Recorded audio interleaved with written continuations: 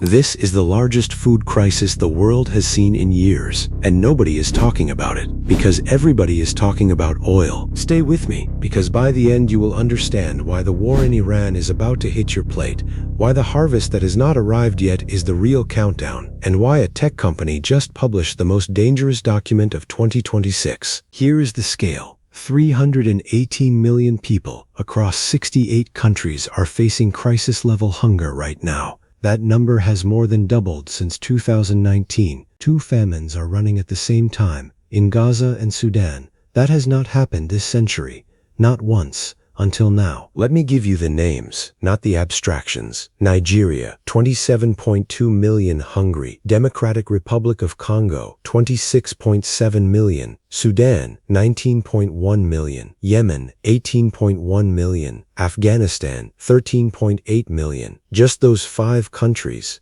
115 million people who do not know where their next meal is coming from. And the list keeps going. South Sudan, 7.6 million. Pakistan, 7.5 million. Somalia, 6.5 million. Haiti, 5.9 million. More than half Haiti's population. The exact trigger is debated, but the mechanism is not. 1/3 of the world's fertilizer passes through the Strait of Hormuz. Since the war started on February 28th, that strait has been effectively shut. Fertilizer is not moving, and without fertilizer, farmers cannot grow food. Let me make that simple. You close a shipping lane, and a farmer in Kenya cannot afford nitrogen for her soil. She plants anyway, because what else can she do? The crop grows weaker, the yield drops. 3 to 6 months later, the price of bread rises in a market 3,000 miles from the strait. That is the chain. Oil to gas, gas to fertilizer, fertilizer to soil, soil to crop, crop to price, price to plate.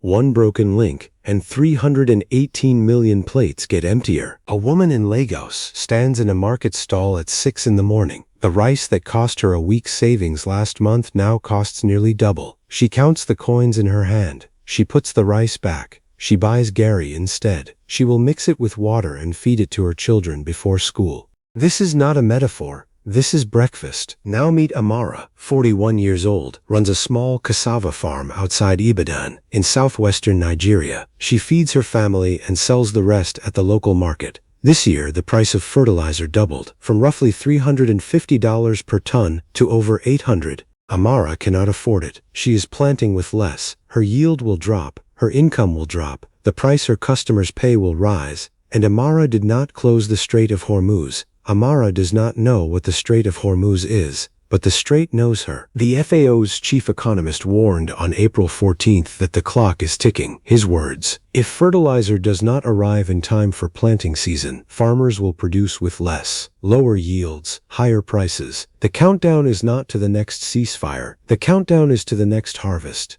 And the harvest does not negotiate. Here is the part that should be front-page news but is not. The World Food Program needs $13 billion to reach 110 million of the most vulnerable people in 2026. Current forecasts say it will receive roughly half. WFP funding dropped 40% between 2024 and 2025. 40%. The world is getting hungrier. The budget to feed it is shrinking. Oops. And here is where the story splits in two. What does a manifesto about weapons have to do with a bag of rice in Lagos? Everything. Stay with me. While 318 million people struggle to eat, while farmers across 3 continents plant without fertilizer, while the WFP begs for half its budget, a company called Palantir published a 22-point manifesto on April 18th. The company was founded in 2003 with funding from the CIA's venture capital arm. It builds surveillance and targeting software for militaries and intelligence agencies. Its platform powers Project Maven, the Pentagon's AI-driven targeting system used in the Iran war.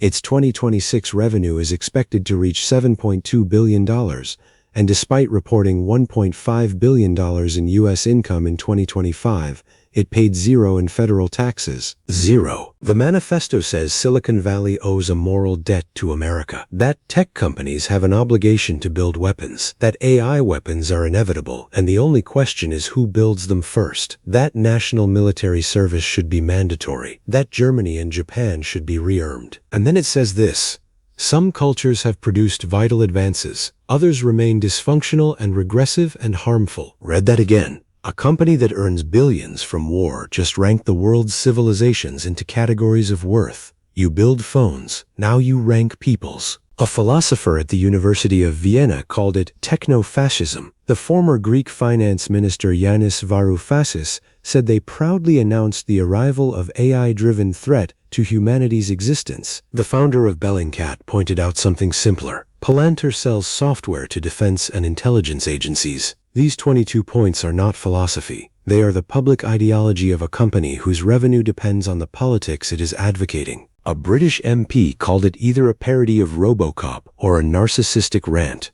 Oops. Now hold those two facts in your mind at the same time. 318 million people are hungry. A $7.2 billion company that pays no taxes just published a manifesto saying the world needs more weapons, more military, more hard power, and that some cultures are inferior. The company that builds the targeting systems is telling you more war is the answer, while the people being targeted cannot find rice. If oil stays above $100 per barrel through mid-year, the WFP projects almost 45 million additional people will fall into acute food insecurity. The fertilizer shock has not yet reached the harvest. The harvest has not yet reached the market. The market has not yet reached the price. The price has not yet reached the plate. Every link in that chain adds a delay, and every delay gives everyone the illusion that the crisis is not coming. It is coming. It is just walking slowly, and it is carrying 318 million people on its back. Here is the pushback. Palantir would say they are protecting the free world, that someone has to build the weapons, that hard power keeps democracies alive. Fair enough. But here is the mechanism question. If your revenue depends on war, and you publish a manifesto saying the world needs more war, is that philosophy or is that a sales pitch? And if you pay zero taxes while earning billions from the same governments that are cutting food aid, then who exactly are you protecting? Because it is not Amara in Ibadan. It is not the mother in Lagos counting coins for rice. It is not the 27.2 million Nigerians who are hungry right now. Oops. War has never had a winning people. Not on the losing side, not on the winning side. The world is facing its most severe hunger crisis in years. 318 million across 68 countries, 2 simultaneous famines, fertilizer blocked, harvests shrinking, aid budgets collapsing. And in the middle of all this, a manifesto arrives saying the problem is not enough weapons, not enough military, not enough hard power. 3 things to carry with you. Economic. 1/3 of the world's fertilizer passes through a strait that has been shut for nearly 2 months. Urea prices have doubled. Farmers are planting with less. The yield cliff hits in the 3rd and 4th quarter of 2026. The price shock reaches your kitchen between September and December. This is not a prediction. This is the supply chain doing math. Social. 318 million people are facing crisis-level hunger across 68 countries. Nigeria alone has 27.2 million. The 5 worst countries account for 115 million. The last time food prices spiked at this scale, 4 governments fell. The WFP needs $13 billion and expects to get roughly half. The gap between need and funding is the space where instability grows. Global. A company worth hundreds of billions, built with CIA funding, paying 0 federal taxes, earning its revenue from war, just told the world that some cultures are inferior and the solution is more weapons. The manifesto was not written in a vacuum. It was written during the worst food crisis in years. While 318 million people count coins for rice, someone is publishing a 22-point case for why the world needs more missiles. That is not philosophy. That is a business plan written on an empty stomach. Oops. Remember Amara? She is planting right now, with less fertilizer, on the same soil, under the same sun. The harvest will come in a few months. It will be smaller. The price will be higher, and the manifesto will still be online, telling the world it needs more hard power.